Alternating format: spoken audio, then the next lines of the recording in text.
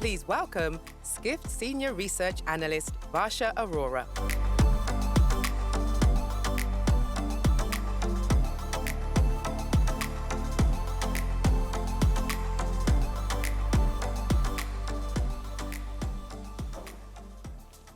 Good morning, everyone. Such a pleasure to be here.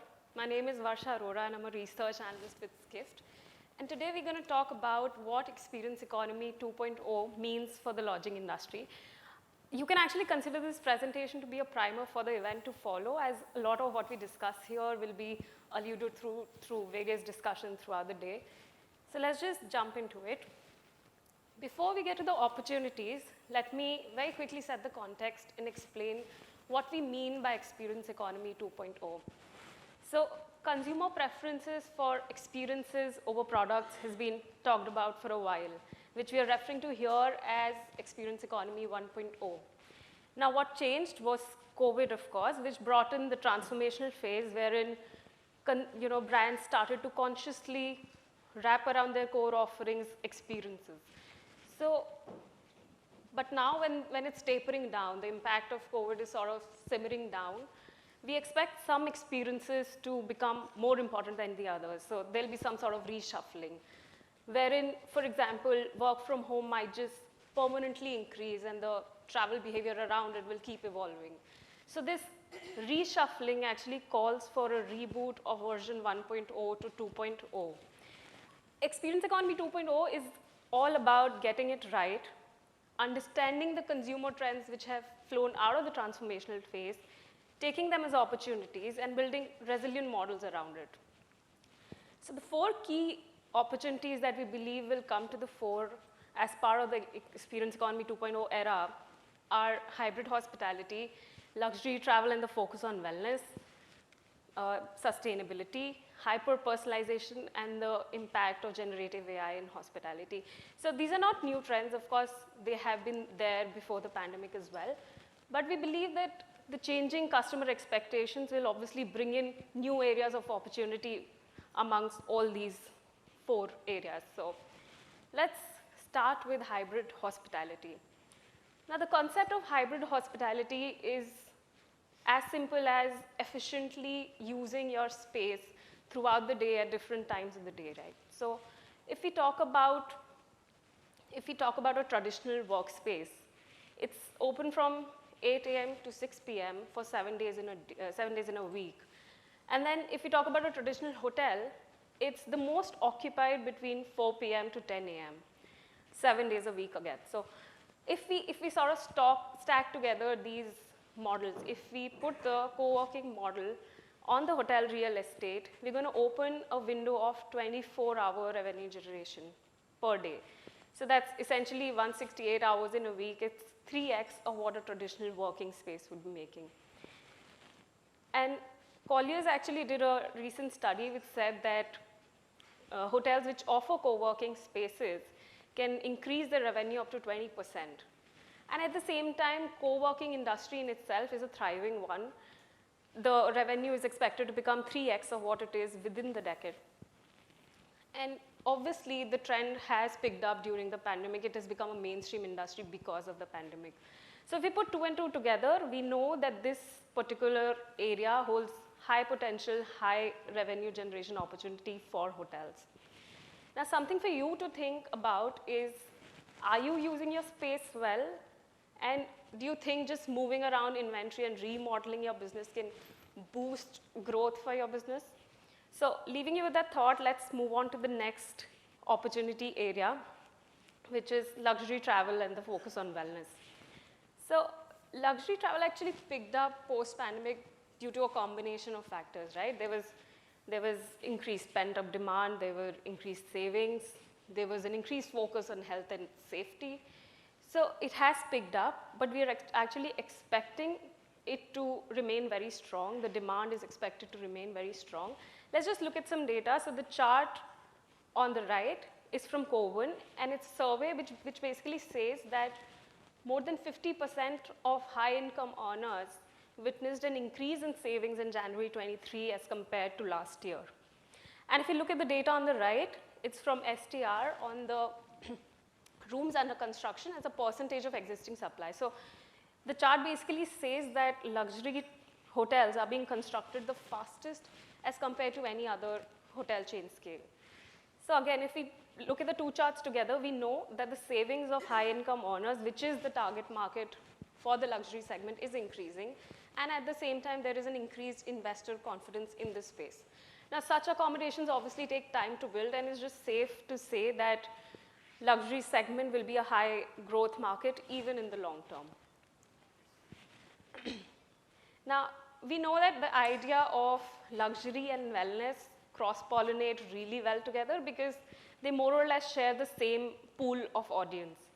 Wellness tourism is a high-yielding tourism because, I mean, a wellness tourist would pay considerably higher than an average tourist. So for example, a domestic wellness tourist would be paying somewhere around 178% more than an average tourist. And also the concept of wellness has been accelerated through pandemic when people realize that wellness and health and safety is the essential luxury that they need to have. And they started to embed wellness all across their lifestyles. So, and also this industry is pretty thriving. It's set to become a $1,100 billion industry by 2025. So again, I mean, we know that both the industries are thriving. They're both high yield industries. So they just seamlessly merge. The idea of wellness and luxury seamlessly merge. And I mean, frankly, wellness will become the new luxury in the coming days. So for you, I think the takeaway from here should be that you should embed wellness all across the value chain, just the way customers are embedding it in their daily lifestyles. With this, let's just move on to the third identified opportunity, sustainability. Now, as per the latest survey done by Booking.com on sustainability, there were 46% of global travelers which stayed in sustainable stays last year, at least once. And there are around 78% of them who intend to stay in sustainable accommodations in the coming years. So as the climate crisis is deepening and the awareness is increasing, people are wanting to experience new things, but more thoughtfully, more intently. So it's just that the demand for such stays will increase and is already increasing. Now, just to give you an insight as to what's happening on the industry side, how the industry is tackling it, we took this chart from a recently released report on sustainability in hotels. Here, we basically took two data points. One is the 2019 emissions data of the largest hotel chains. And also, we estimated the number of rooms that they would have in 2030. Now, with these data points, we estimated the emissions per occupied room that these hotel chains would have to achieve by 2030 in order to reach their emission targets. And as you can see from the slide, approximately 50% of the reductions need to be made by 2030. And let me just reiterate that these numbers are not a given. These are the goals that they have to achieve in 2030. And there'll obviously be some sort of collateral impact, right? So they'll have to invest more in carbon reduction initiatives. They might have to rejig their vendor and corporate client list because they want their sustainability goals to be aligned. So the businesses might not just grow as fast as they were in the previous years. But the bigger picture here is that the climate crisis is a thing now, and hotels and the industry in totality needs to step up further in order to just cater to this increased demand of sustainable stays. Now let's get to the fourth opportunity that we think that Experience Economy 2.0 will bring to the fore, hyper-personalization and the use of generative AI in hospitality. Now when we talk about personalization, there cannot be a better and more relatable example than Netflix. So Netflix uses tons of data to the smallest detail, like the actors, the release date of movies, to sort of come up with unique recommendations for its 100 million viewers. As a result of which, 80% of its users actually follow through on the recommendation. So when it comes to search and recommendation, that is the level of personalization people are expecting. With the use of omni-channels, people need to be guided. They need those tailor-made services just to, for them to remain very strongly attached to your brand. Now, on the business side also, we know that there will be a very strong relationship between personalization maturity and revenue. Companies which actually offer these personalized services can directly see the impact on their revenues. And if you talk about advanced capabilities, it can render almost like an increase of 40% of revenue for the companies.